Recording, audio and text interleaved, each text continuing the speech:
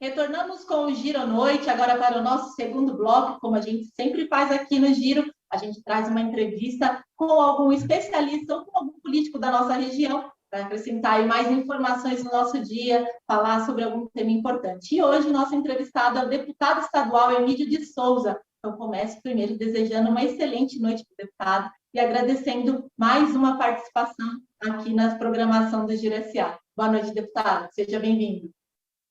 Boa noite, Vanessa. Boa noite também ao João. Boa noite a Nancy e a todos vocês que nos acompanham aqui na TV Giro. Para mim é uma alegria poder estar aqui com vocês hoje, debater. Já adianto que não tem pergunta proibida, todas são liberadas sobre qual assunto quiser. Eu tenho agora prefeito, e agora deputado, né? Estou aqui. É isso aí, ó, já ia chamá-lo de prefeito, já, olha só, cometendo um ato aqui. Bom, deputado, eu começo perguntando para o senhor, recentemente o senhor foi eleito presidente da Comissão de Direitos Humanos da Alesp, né, uma pasta muito importante, né, uma comissão muito importante, na verdade, dentro da Alesp, e eu queria saber se já deu para iniciar algum trabalho, e qual rumo o senhor pretende dar nessa comissão. Olha, Vanessa, nós fizemos ontem uma primeira reunião da comissão, né? Já iniciamos a apreciação de projetos de lei que estavam, vamos dizer, parados na comissão e que dependiam de aprovação, rejeição, enfim, do parecer da comissão. Então, fizemos uma primeira avaliação ontem, aprovamos alguns desses projetos e criamos uma subcomissão dentro da comissão ontem para cuidar de um assunto específico que é muito importante, que é violência contra as mulheres. Então, violência de todo tipo, né? A gente chama de doméstica, mas nem sempre é dentro de casa, né? Às vezes é em qualquer canto. E criamos essa subcomissão, mas nós estamos organizando assim, audiências públicas, vamos ter várias sobre temas variados, né? Acho que isso é muito importante.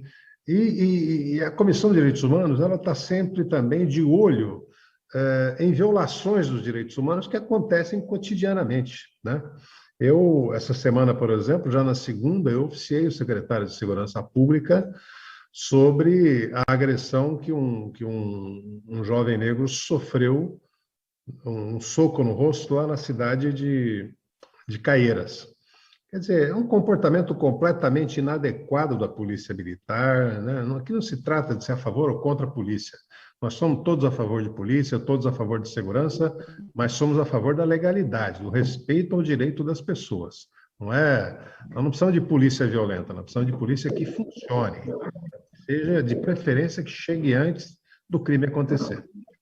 Então, há uma programação sendo feita de debates, de assuntos importantes, e tão logo essa programação esteja pronta, eu envio a vocês aqui do Giro.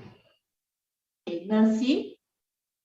Deputado Emílio, bem-vindo aqui ao Giro Noite, é um prazer recebê-lo. Eu gostaria de saber, o senhor, sendo de um partido de oposição, conquistou inúmeras emendas, né, para as cidades aqui do Cioeste, Carapicuíba, Osasco, Jandira. Como que tem sido esse trabalho de articulação junto ao governo estadual, do João Dória? Deixa eu dizer, os deputados todos, mesmo os de oposição, eles têm direito à chamada emenda impositiva. Quer dizer, é um valor que todos os anos esse deputado, cada um dos 94 deputados, coloca no orçamento, e essa emenda impositiva o Estado é obrigado a cumprir. Você tem dessas emendas, metade do valor tem que ser para a saúde, e a outra metade para outros assuntos, outros temas, outras obras ou qualquer coisa. Então, eu tenho utilizado esse recurso prioritariamente para atender a nossa região, né? Eu fiz emenda para Osasco, para Carapicuíba, fiz para Jandira, para Itapevi, para Pirapora. Fiz também lá no lado da Raposo, né? Para Cotia, Vargem Grande, Ibiúna, para várias cidades. Fiz na sequência aqui para Araçariguama também. Então, estão tocando, e as emendas é assim. Então, eu sou um deputado de oposição, não sei, mas eu dialogo com o governo constantemente, inclusive para cobrar dele situações que precisam ser cobradas, né? Recentemente, nós tivemos uma reunião, o governador Dória, nós fazemos uma reunião mensal com ele, todos os deputados. Agora era presencial, agora é virtual. E que é uma reunião, não é transmitida, ela é uma reunião fechada para um diálogo entre deputados e governadores. Na última reunião, eu cobrei pelo menos 2 assuntos importantes lá da nossa região. Um é a nova entrada de Osasco ali pela Castelo Branco, que é um caos absoluto, todo mundo sabe, é uma questão que até agora não se resolve, se promete, então cobrei dele sobre isso. É uma obra que está a cargo da CCR fazer, né, que tem a concessão aqui da rodovia Castelo Branco, né, o sistema Castelo Raposo Tavares. E cobrei também a duplicação do viaduto, a reforma do viaduto Único Galáfrio, que é importante lá em Presidente Altino, em Osasco, é uma importante saída para as marginais e chegada pelas marginais em Osasco, então acho que é uma obra importante. Nós vamos dialogando. Então, quando tem necessidade, a gente dialoga ou reúne, nem sempre com o governador, mas com secretários. Eu tive esses dias com o secretário da Casa Civil, Cauê Macris. Nós dialogamos sempre sobre qualquer assunto seja necessário. Tem uma audiência marcada agora com o secretário de Meio Ambiente. Tenho tratado vários temas com a Secretaria da Saúde, né, especialmente relativo à Covid, e esse diálogo flui de maneira normal. João? Olá, deputado, boa noite. Prazer falar com você, com o senhor, desculpe. Deputado, até antes de falar com relação ao balanço, né, desse seu atual mandato, eu quero vir aqui primeiro a abordar um tema que está no centro das atenções aí há mais de um ano, que é a pandemia. O senhor que já esteve à frente da administração municipal da cidade de Osasco, né, que é a maior entre as cidades do Cioeste, o senhor acredita que o atual prefeito tem tomado medidas eficazes contra a pandemia do coronavírus? Qual é a sua opinião a respeito disso? O que o senhor faria diferente? Enfim. Olha, João, na minha época de prefeito, entre 2005 e 2012, nós enfrentamos uma grave pandemia, que foi a pandemia do H1N1. Aliás, o primeiro óbito no Brasil de H1N1 foi em Osasco, não sei se se lembram. Foi lá no Hospital Sino-Brasileiro e as medidas que nós tomamos naquela época, foi utilizar todos os recursos para conscientizar a população, para oferecer soluções à população. Naquele caso, não tinha vacina ainda, não tinha sido desenvolvida a vacina. Então, nós fizemos uma parceria com o Exército Brasileiro, por exemplo, para colocar torneira, ensinar as pessoas a lavar a mão corretamente, entendeu? Botamos no calçadão, e muita campanha, muita conscientização. Eu acho que a pandemia atual ela é muito mais grave, o vírus atual é muito terrível. Eu acho que é assim, olha, primeiro, se você for avaliar do começo da pandemia até agora, Osasco já passou de 2.000 mortos, lamentavelmente. Do começo da pandemia até agora, eu acho que tem algumas coisas que não foram corretas, entendeu, em Osasco, que eu não faria. Primeiro, fechar seis unidades básicas de saúde e fechar a Policlínica Norte e alguns pronto-socorros, né, Santo Antônio e Ana Maria, para atendimento exclusivo de pessoas com Covid. Por quê? Porque ele fez isso porque ele não construiu o hospital de campanha, que é o que a maior parte das cidades fez. Você cria uma estrutura à parte para não comprometer a estrutura que já tem na prefeitura.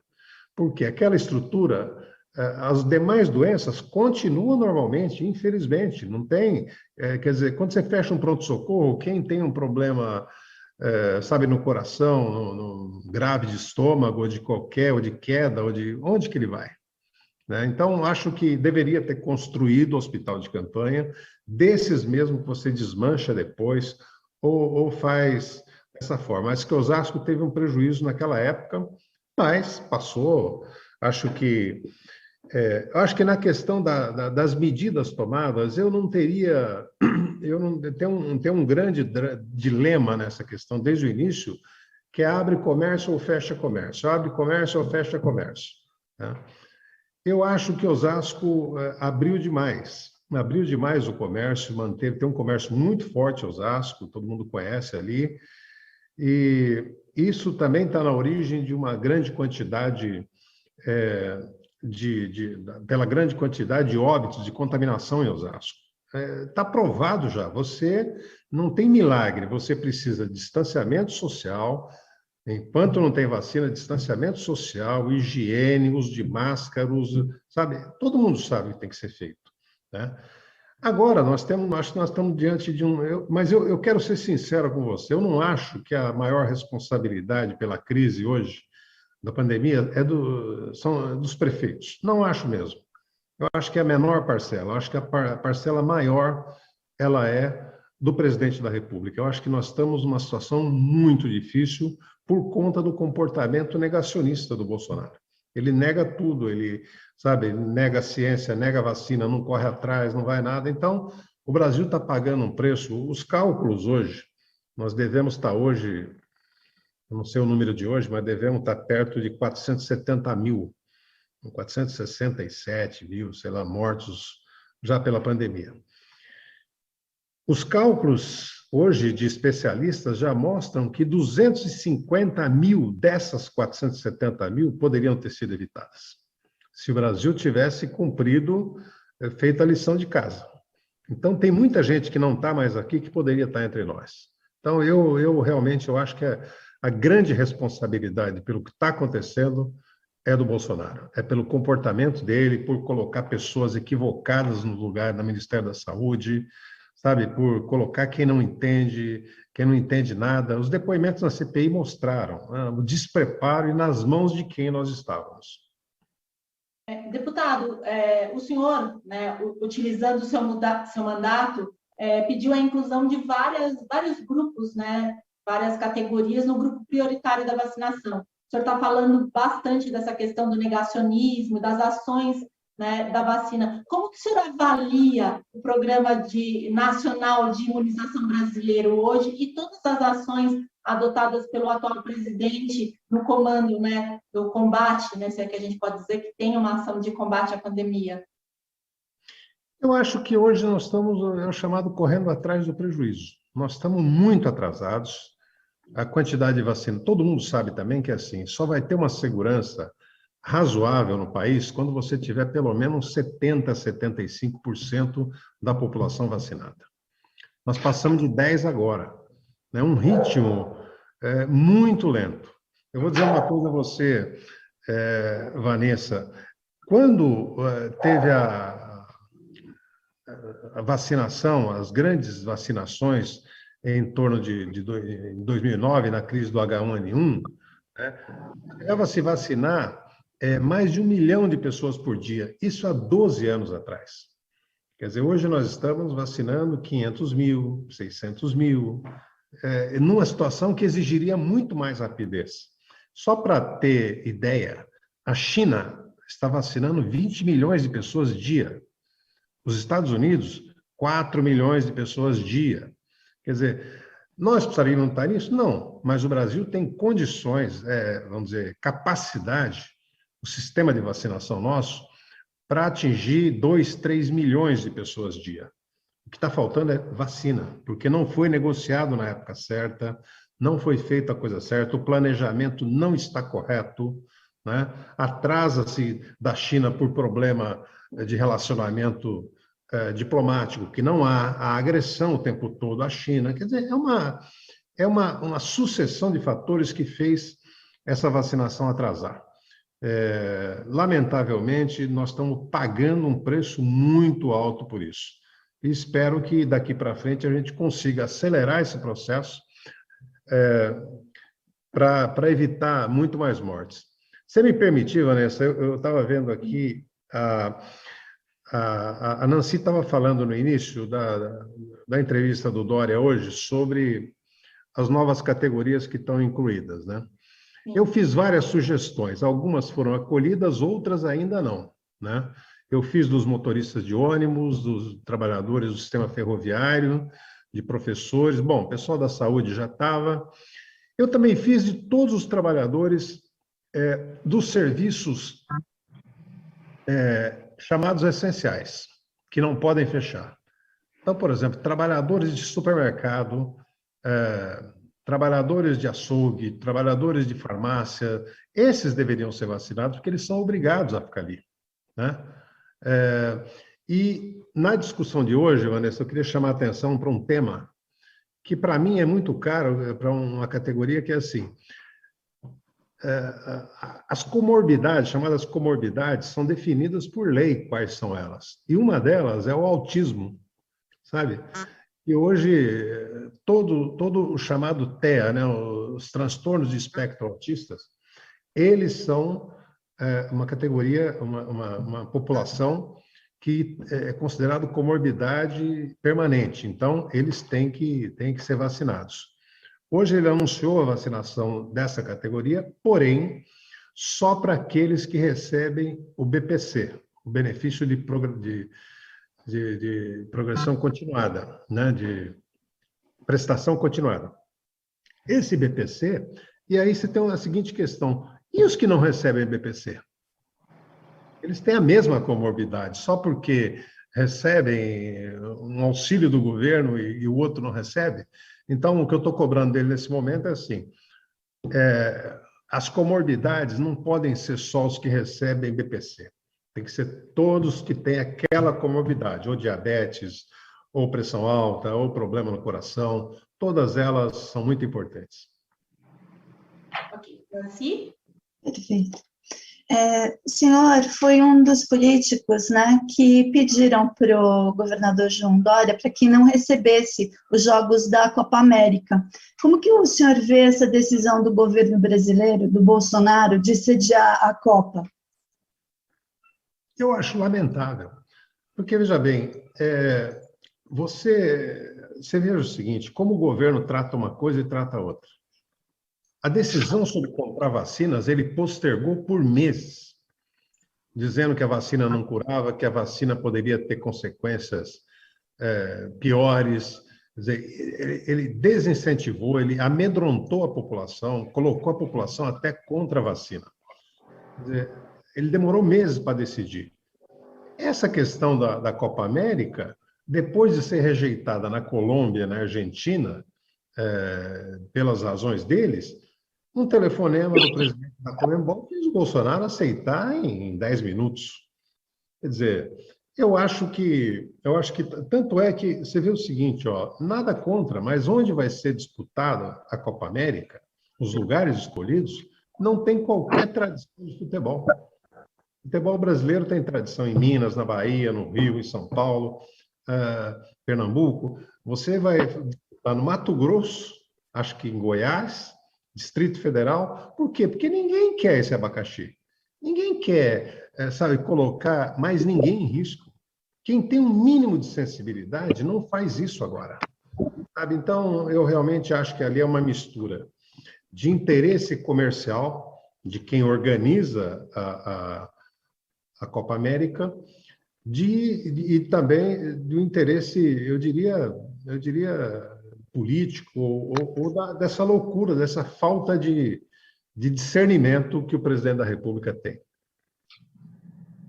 João?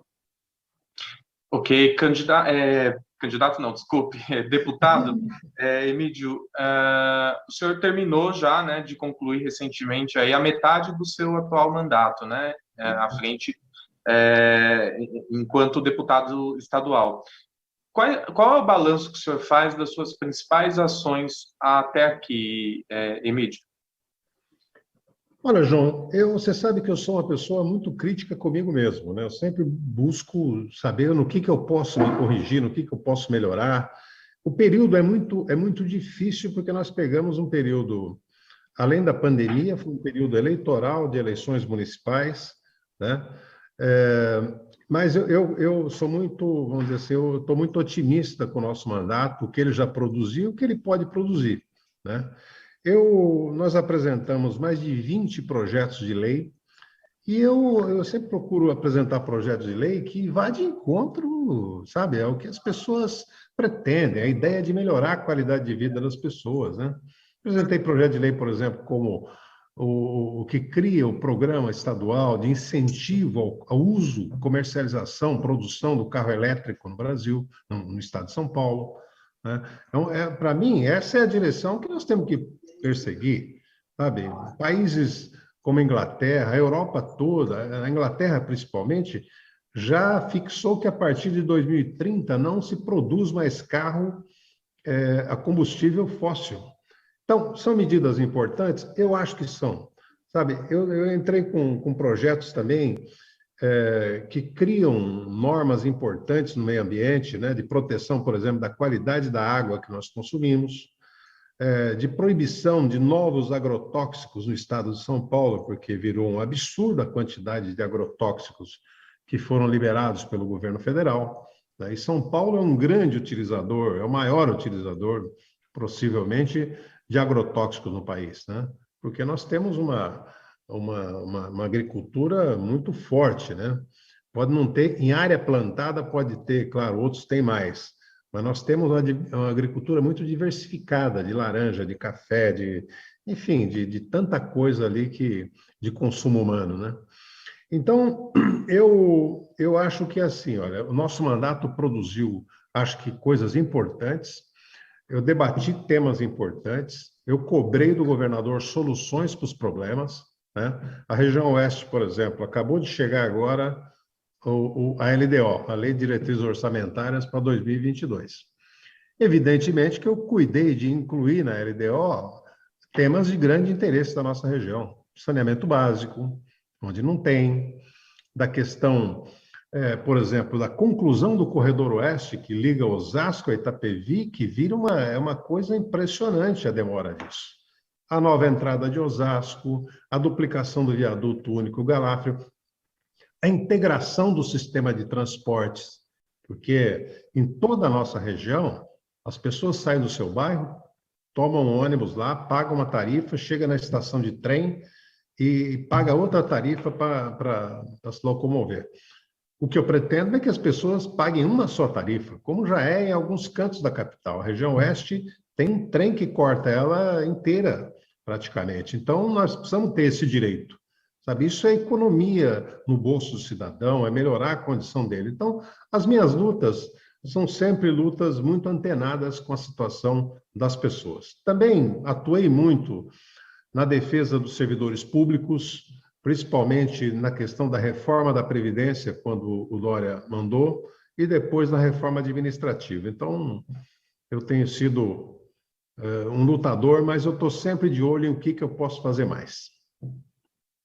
Antes de fazer a próxima pergunta para o deputado, só agradecer algumas pessoas que estão acompanhando aqui a transmissão, estão desejando boa noite. Então, José Luiz Magrão, Everton, Daniela, Creuza, José Newton, Lucileta, Irmar Pereira, João Góes, José Milton, Wagner Nogueira, tem aqui Solange Machado, Marisa Ferreira. Tem uma pergunta aqui, Emílio, que chegou através do nosso WhatsApp aqui da redação, falando da sua época como prefeito. Então, vou fazer a pergunta do Ricardo, aqui, nosso telespectador, que está mandando essa pergunta, que é sobre a GCM. Ele fala que você fez um grande trabalho na educação, fez muito pela educação e também deu uma reformulada no serviço da guarda, né, para a segurança da cidade. E ele pergunta como que você avalia tanto a educação como a segurança da cidade hoje. Eu já aproveito para o senhor fazer um balanço de como o senhor tem achado aí,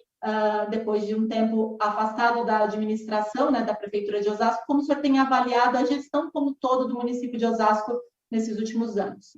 Olha, Vanessa, eu assim, uma das coisas que eu tenho mais orgulho de Osasco, que eu acho que a conquista que permitiu novas conquistas, partiu tudo de uma coisa: a dinamização econômica de Osasco. Eu assumi Osasco, ela vivia um período de estagnação econômica, fechamento de indústrias desde os anos 90, e eu assumi em 2005, em janeiro de 2005. Então, eu tratei de criar condições para Osasco se tornar de novo próspera do ponto de vista econômico. fiz um novo código tributário, desburocratizei o processo de abertura e encerramento de empresas, qualifiquei mão de obra, melhorei a infraestrutura viária do município. E isso começou, no Código Tributário, por exemplo, nós criamos alíquotas diferenciadas para o setor de tecnologia e o setor de venda pela internet. E você sabe que logo após isso, os anos seguintes e até agora, Osasco continua recebendo os benefícios daquela iniciativa. Não para de chegar empresa dessa área em Osasco. Então, por que eu estou falando isso? Porque essa medida que eu tomei, ela possibilitou um orçamento maior arrecadação do município, sem aumentar imposto, né? Ela possibilitou que a gente fizesse muito mais coisa, valorização da educação do servidor, plano de carreira para a guarda municipal, um plano de obras vigoroso, sabe? Construção de STEL, de 2 UPAs, de urbanização de favelas. Quer dizer, nós tocamos, mas eu acho assim, primeira base foi isso. Foi você criar condições para o município ser sustentável. Tinha uma época, até pouco tempo atrás, a região oeste só tinha um município que tinha um padrão de arrecadação melhor, que é Barueri. Osasco hoje atingiu isso, Santana de Parnaíba também atingiu isso, Itapevi está nesse caminho, mas eu tenho orgulho de ter levado Osasco para esse caminho, entendeu? E as políticas todas, eu acho que cada um no seu tempo tem que procurar fazer o melhor que pode fazer. Eu procurei fazer, mas eu acho que Osasco atual, eu acho que falta investimento na saúde. A saúde pública continua sendo um grave problema. A terceirização indiscriminada dos hospitais, dos pronto-socorros, eu acho que é um prejuízo à população, né? Mas o feliz é assim, Osasco continuar crescendo. Eu, quando assumi a prefeitura em 2005, era um orçamento de 500 milhões de reais. Quando eu saí já era 2 bi. Quando o Lapa saiu já era 3 bi. Hoje já vai caminhando para daqui a pouco 4 bilhões de reais. Isso é fruto de planejamento. Nenhuma cidade, sabe, nem Barueri, chega em lugar nenhum, se por acaso. Chega fruto de planejamento, né? E os números estão aí. Quando eu assumi Osasco, era o 25º PIB do país, entre as cidades. Quando eu assumi, né, era 25º. Quando eu saí, 8 anos depois, já era 11º. Hoje, o 6º PIB do país, o 2º do estado de São Paulo. Quer dizer, evidentemente, o que nós plantamos lá atrás deu sorte. Eu desejo boa sorte ao atual prefeito e estou à disposição para aquilo que a gente puder ajudar também. Nancy? Emídio, você falou muito sobre os seus projetos, né, de carro elétrico, de economia verde, inclusive, né? Eu gostaria de saber qual que é a sua opinião com relação a isso. Você acha que a atual política realmente dá valor para essa economia e quando que realmente ela vai começar a florescer, né, em todos os municípios do país? Ô, Nancy, você sabe que hoje à tarde, esse tema para mim está muito fresco, que hoje à tarde inteira, das 15 às 18, eu saí de lá e vim direto para cá, para essa entrevista. Nós fizemos uma audiência pública exatamente sobre esse tema, e foi uma audiência assim, muito representativa. Estiveram 3 ex-ministros do meio ambiente, Marina Silva, Isabela Teixeira e Carlos Mink, tiveram representantes de todas as grandes entidades, sabe? SOS Mata Atlântica, sabe, Instituto Socioambiental, muitos outros, representantes do Ministério Público, debatendo exatamente sobre isso. Por quê? Porque você sabe que a Câmara Federal acabou de aprovar um projeto que é um desastre completo para o país, que é flexibilizar o licenciamento ambiental para qualquer coisa que se vai fazer no Brasil. Quer dizer, o que eles querem? Eles querem liberdade para desmatar, para fazer coisas sem passar por órgãos ambientais, sem passar por relatórios de impacto ambiental. Isso realmente é uma coisa assim que é um salto para trás enorme. O Brasil vinha num bom caminho e entrou por uma seara muito perigosa. na Amazônia, no Pantanal, sabe, no desmatamento. E hoje o Brasil virou pária internacional. O mundo inteiro está começando a considerar a hipótese de parar de fazer negócios com o Brasil, comprar produtos nossos, por conta desse comportamento, a falta de uma política ambiental correta, sabe? Então, veja você, o mundo hoje ele caminha no sentido da economia verde, chamada economia de baixo carbono. Por quê? Porque nós temos que ter uma responsabilidade global com isso, sabe? Às vezes eu vejo alguém falando, a Europa devastou, vamos devastar nós também, agora é a nossa vez, estão reclamando porque é nós.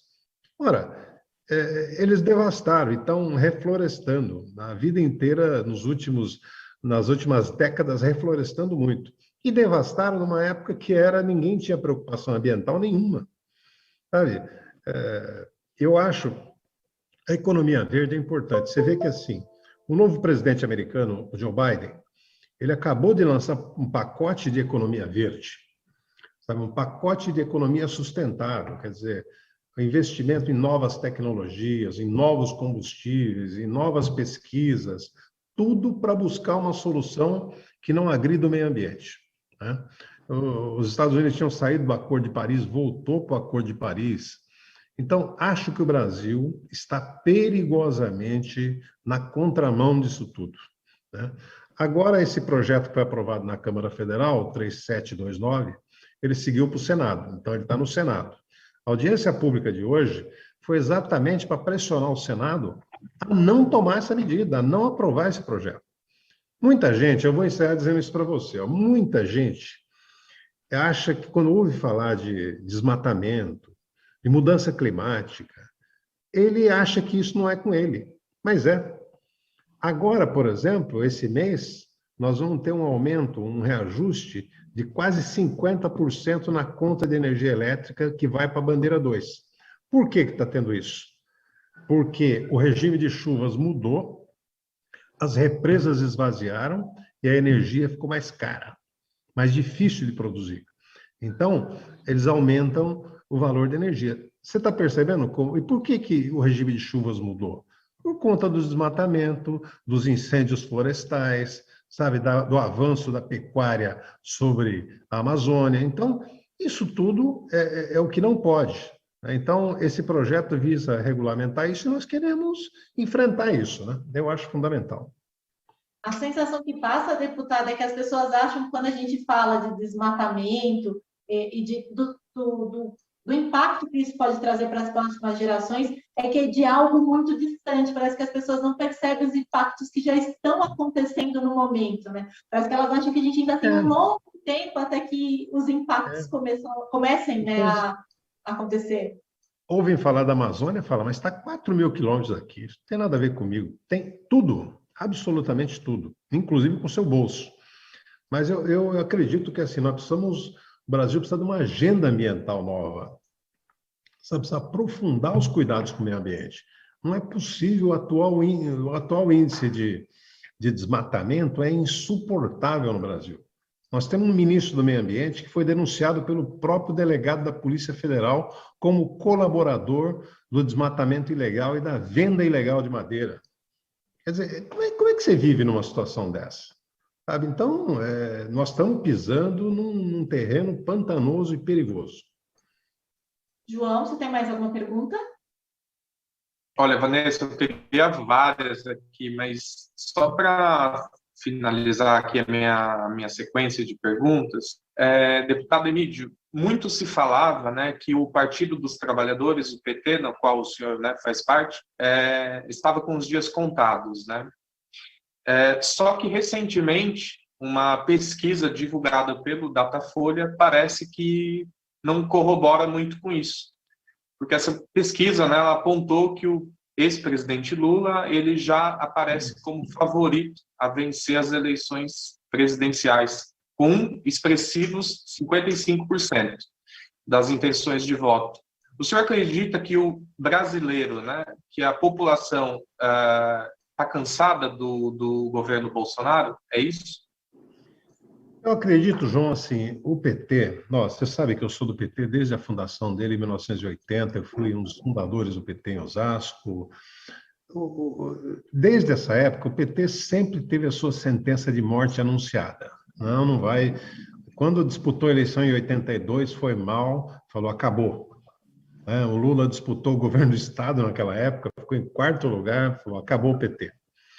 Aí foi indo. Segundo, 7 anos depois, em 89, estava no segundo turno contra o Collor.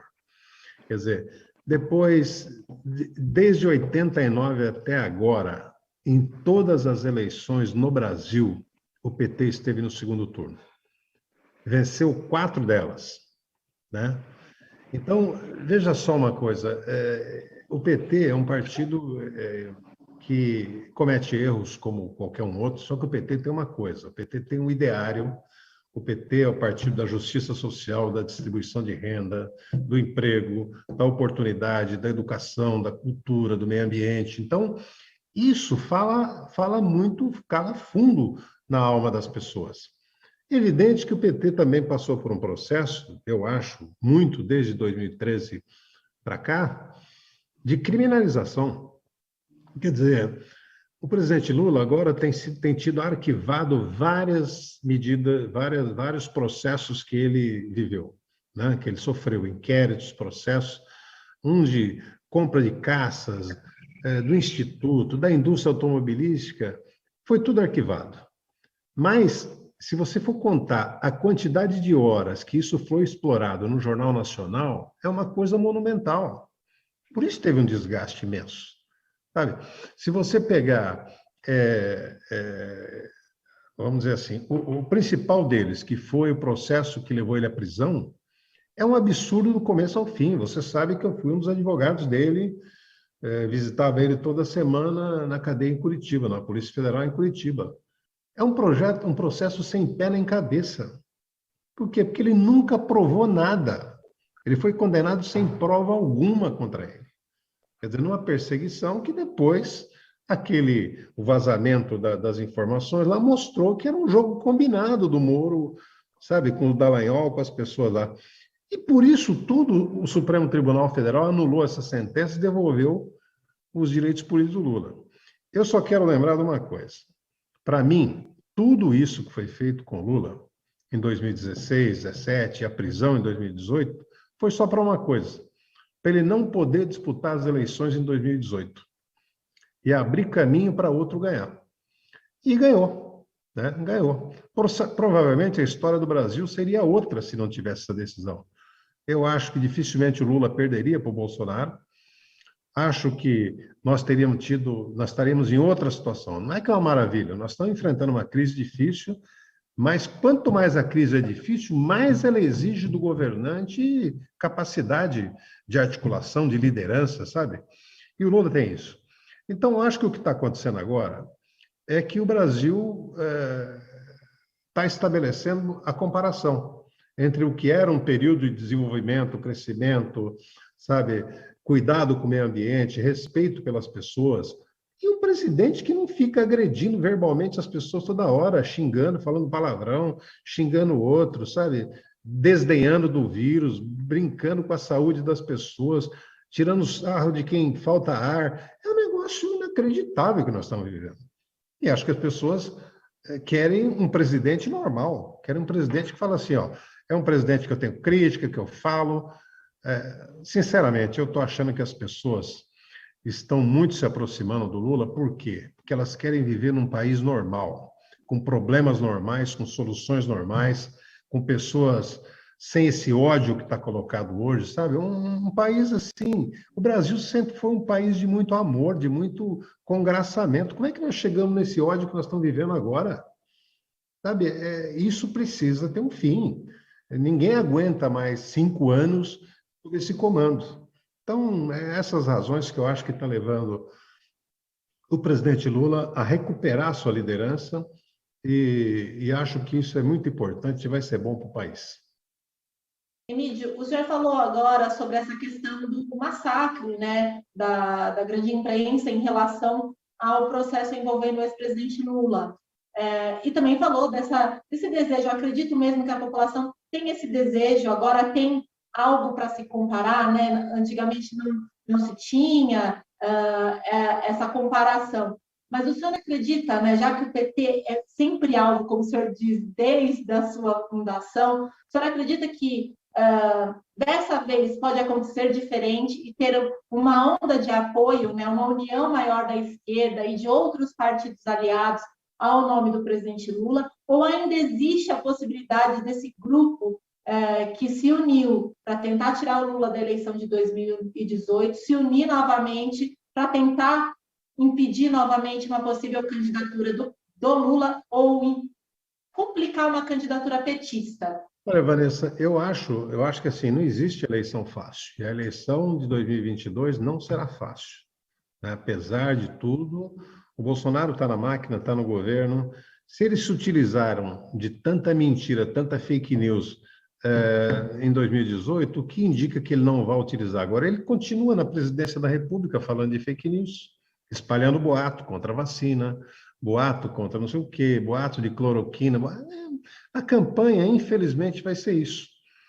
Eu acho que o segredo da vitória, de derrotar o Bolsonaro, eu acho que está na capacidade de unir o eleitorado de esquerda com o eleitorado mais ao centro. Sabe, atrair as pessoas, classe média. Nós precisamos, a classe média também, o que está acontecendo agora no extrato social no Brasil, que assim, os ricos estão ficando mais ricos, a classe média está ficando mais pobre, ela tinha subido um degrau, desceu esse degrau, desceu 2 degraus, e os pobres estão ficando miseráveis. A fome voltou ao Brasil, é inacreditável o que nós estamos passando. Então, eu me sinto assim hoje, eu acho que nós estamos num país onde o presente é muito angustiante, os brasileiros hoje, as pessoas estão angustiadas com o presente. O desespero pela vacina, tudo, a incerteza sobre o que vai acontecer, mas eu, pelo menos, vejo uma luz de esperança no fim do túnel. Eu acho que a recuperação dos direitos políticos do presidente Lula coloca o país de novo com a possibilidade de retomar um projeto generoso, um projeto democrático, um projeto de participação, de respeito pelas pessoas. Eu acho que o Lula tem essa capacidade de unir. Eu acho que o almoço dele com o Fernando Henrique foi um símbolo disso, do que ele é capaz de atrair. Ele está dialogando com todo mundo, né? Eu tenho conversado frequentemente com ele, ele tem dialogado, está animado, ele sabe da responsabilidade que ele tem, né? E não vai, vamos dizer, não vai decepcionar o país. Nancy, você tem mais alguma pergunta? Eu tenho uma. Várias. Eu tenho uma pergunta. Eu posso sair porque eu tenho que ir para uma nova entrevista. É só a última e a gente encerra, deputado. Tá é a bom, última tá pergunta. Tá ótimo. Com esse acirramento do ódio e essa pandemia, fez surgir esse sentimento que o senhor falou, né? Das pessoas quererem alguma coisa melhor. O senhor acha que isso vai aproximar as pessoas de serem mais políticas, de ficarem mais de olho nos políticos que elas elegem? O que o senhor acha que do caos pode surgir alguma coisa muito melhor? Eu acho que pode, não é automático surgir do caos, nem sempre surge coisa melhor, mas se você souber aproveitar, sabe, um momento de dificuldade, o país pode aprender muito. Muitos países passaram pelo que nós estamos passando. Países que foram destruídos por guerras, por governantes completamente malucos, mas que chegaram, souberam se levantar. O Japão se levantou, a Alemanha se levantou, a Europa inteira se levantou, o Brasil vai se levantar. Agora, é preciso, quanto antes isso for feito, governante com cabeça no lugar, respeitado internacionalmente, quanto antes isso for feito, melhor, a gente vai ter melhores condições para se levantar rápido. Eu penso que o momento atual ele exige das pessoas também um discernimento melhor. É preciso deixar o preconceito do lado, é preciso... Outro dia eu conversei com uma pessoa, e falava assim, mas eu gosto do Lula, mas e o PT? Eu falei, deixa eu te falar uma coisa, eu não estou te chamando para você se filiar no PT. Eu estou te chamando para você eleger um presidente que dê dignidade a esse país, que volte os brasileiros a andar de cabeça erguida, ter orgulho, sabe? Não é falso patriota. Eu acho que tem muito falso patriota no Brasil. Tem gente que bota a bandeira do Brasil nas costas e veste uma camisa verde e amarela e começa a agredir pessoas na rua. Isso não é patriota, isso não é espírito brasileiro. Sabe? Espírito brasileiro não é vender o patrimônio que nós temos, como no pré-sal está sendo vendido. Não é vender a Petrobras como está sendo vendida. O Brasil tem que saber se impor internacionalmente. Como que fala patriota para quem bate continência para a bandeira americana? Como é que você chama de patriota alguém que ficava, sabe, como um gatinho atrás do presidente americano Donald Trump? Então, eu acho que nós precisamos descobrir o verdadeiro patriotismo cidadão. Nós precisamos descobrir, sabe, um jeito novo de fazer política com dignidade e com muito respeito pelas pessoas. Humanidade, sabe? Um governante tem que ser uma característica dele, tem que ser humanista. Ele precisa colocar as pessoas na frente de tudo. Por exemplo, agora, o desafio agora, nesse momento de um governante sério, seria ter vacinado corretamente no tempo certo as pessoas. Tem que parar tudo e cuidar de vacina. E cuidar também do auxílio emergencial de R$600. Por quê? Porque a situação é dramática, a situação das pessoas. Dramática, absolutamente dramática. Eu conheço gente que era empregado, trabalhava e agora está dependendo de uma cesta básica para ajudar.